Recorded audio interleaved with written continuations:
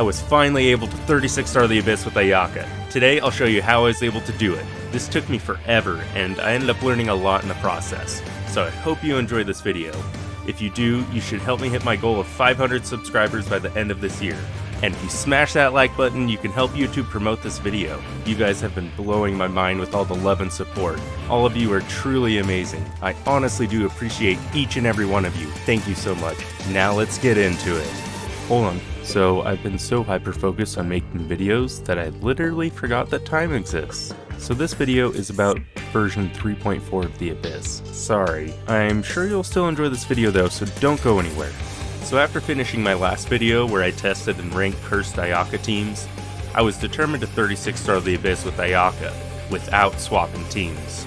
Although I thought about cheating once because of how much I was failing. I threw in the towel and put in Sucrose in my second half team. I knew that I wouldn't be able to 3-star Chamber 2 with this team, but that didn't stop me from trying. It was here that I thought maybe I should just build a team for the second half of Chamber 2, kind of like what I had to do in my first video in this series. But no, I was determined to do this right. It ended up taking me 80 attempts to finally 3-star the first chamber of floor 12 alone. Now let's get right into what ended up working for me. Starting with Ayaka, she's using 2-piece Gladiator's Finale and Noblesse Oblige. In order to 36 star the Abyss, you need to distribute your best artifacts amongst 8 characters. This always makes it tricky if you're like me and use your precious resin for character or weapon materials and rarely for artifacts. Of course, I tend to just have pretty bad luck trying to get decent artifacts in general. Anyways, I always have to play the artifact juggle game, and it takes some testing to find a way to balance my artifacts amongst all my characters. However, this setup works very well for me. I was even able to get a Skyward Blade from a standard wish.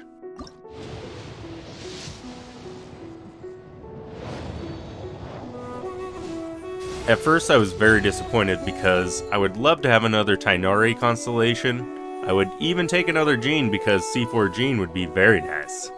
But then after staring at the sword in disbelief and a bit of regret, I thought, wait a second, I bet Ayaka could use this. So I quickly checked Paimon.moe's weapons ranking for Ayaka, and it looks like it's slightly better than the other weapons that I usually use for Ayaka. Black Sword and Aminoma Koguchi.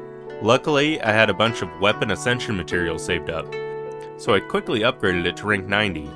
And because a blade is like a tea leaf, only those who sample it many times can appreciate its true qualities. Where have I heard that before? Anyway, after testing it out, I'm actually pretty satisfied with it. However, I don't think this was a huge improvement. Next up is Xingqiu. After 80 attempts, I figured out that my rotations would get a bit messy at times because of the cooldowns. So by moving Xingqiu in the lineup, I was able to mostly fix that. He's using 4-piece Deepwood Memories to help boost Nahida's damage, and the Sacrificial Sword for his weapon. This is my go-to weapon for him to ensure 100% burst uptime. I did try to use Nilou instead, but I usually rely on her to help me with the second half of floor 12. Once I triple crown Ayaka, I'll have to start working on making more viable Abyss teams so I don't have to rely on 2 characters to clear the Abyss, Nahida and Nilou. If you're not as limited as me, then you can try Nilou in this team instead of Xingqiu. In my last video I found that they are nearly interchangeable for Hyperbloom teams, and this would free up Xingqiu if you needed him in a different team.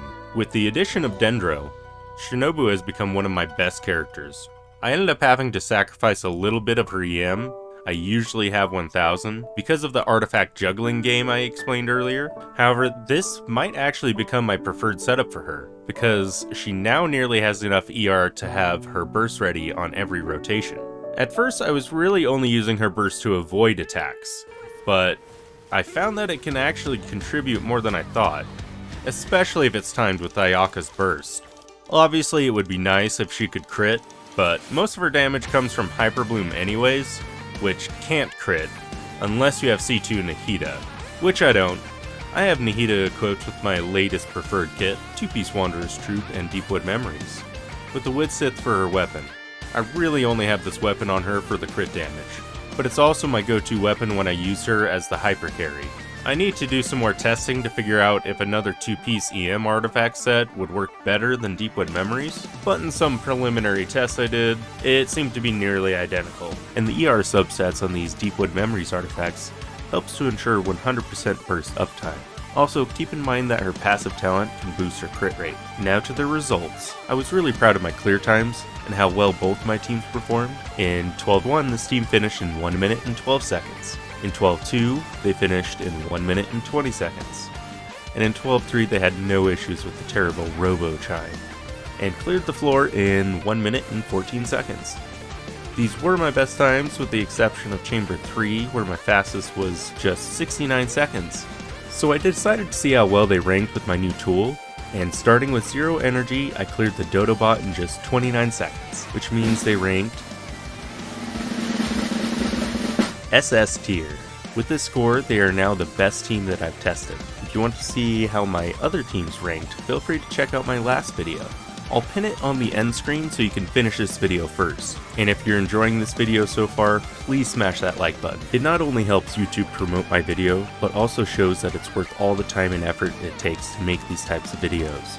And if you really want to support me, leave a comment below. Now on to the next team.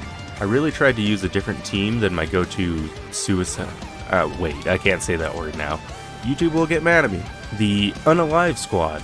I really need to figure out a new name. Anyways, I even tried to make another Hyper Bloom team with Fischl as the activator.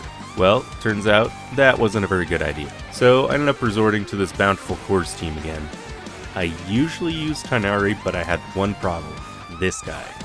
Tighnari also does best against single enemies or maybe very small groups. Nilou's Bountiful Cores can help with this, but this is probably the worst way to destroy a Cryo Mage's shield. I nearly 3-starred the first chamber once with Tighnari, but I couldn't get that lucky again. Basically, I was having to rely on the Pyro Abyss Mage to unknowingly help me break the shield, so I eventually figured that I would try out Alhaitham instead. He's using my go-to kit for him, the Iron Sting and 4-piece Gilded Dreams. Sometimes I'll put Nahida's Dendro Goblet on him instead to help boost his crit rate. And next in this team is the only reason everyone doesn't destroy themselves with all of Nilou's Bountiful Cores, Kokomi. He's using my preferred kit for Yao Yao, 4-piece Deepwood Memories, and our go-to weapon, the Thrilling Tales of Dragon Slayers. So because I was basically running into the same problem with breaking the Cryo Shield, I eventually had an epiphany. Maybe I should put more EM on Nilou to help boost her Bountiful Core damage. And geez, that single brain cell of mine, it really did a great job this time. This is now my preferred kit for Nilou. She now smacks enemies with her umbrella, and instead of 2-piece ESF, she has 2-piece Wanderer's Troop. She's still using 2-piece Tenacity of Millilith because more HP also boosts the damage of her Bountiful Cores. And finally we have the Dendro Traveler. Since Kokomi is better at triggering the 4-piece bonus for Deepwood Memories, I have Lumine equipped with 2-piece Wanderers and Gilded Dreams. She's still using the Favonius Sword because you want to have 100% burst uptime. Although she didn't end up making it through the entire Abyss this time, she's usually quite valuable to this team. Now on to this team's results. In the second half of 12-1, they finished in 1 minute and 18 seconds.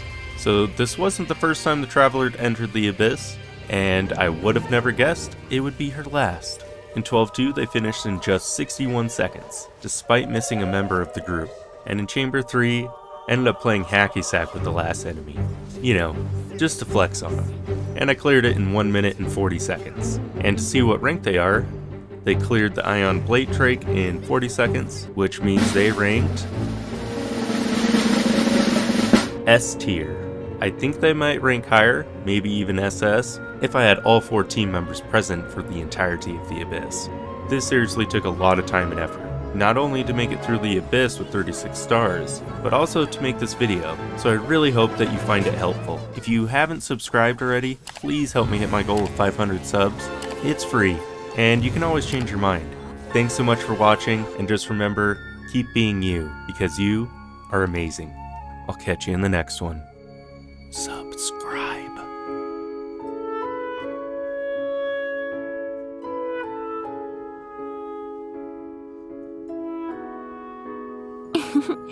Today is a lucky day. I'm learning more about you all the time.